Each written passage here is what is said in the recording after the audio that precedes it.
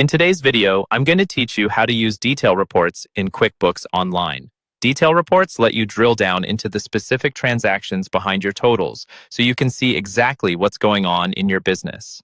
Instead of just looking at summary numbers, you'll be able to review each invoice, bill, or payment that makes up those totals and make better, more informed decisions. First, let's access and run a detail report. From your QuickBooks Online dashboard, look over to the left-hand menu and click on Reports.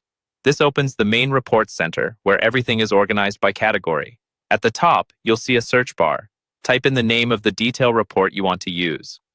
Common options are Profit and Loss Detail, Transaction Detail by Account, or Sales by Customer Detail.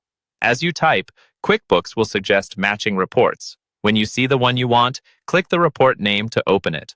Once the report loads, it's time to customize it so it shows exactly what you need.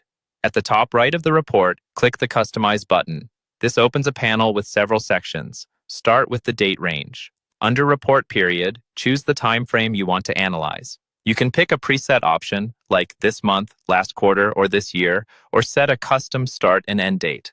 Getting the dates right is important because it controls which transactions are included. Next, adjust the columns. In the Rows and Columns or Columns section, you'll see a list of fields that are currently displayed. You can uncheck any columns you don't need to simplify the report, and you can drag and drop columns to change their order.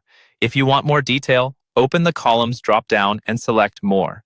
Here, you can add additional columns such as AR paid, due date, and other useful data points depending on the report type.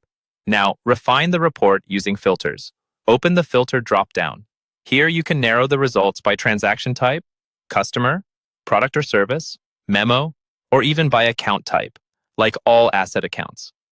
Filters are powerful because they let you focus on very specific slices of your data without creating a brand new report.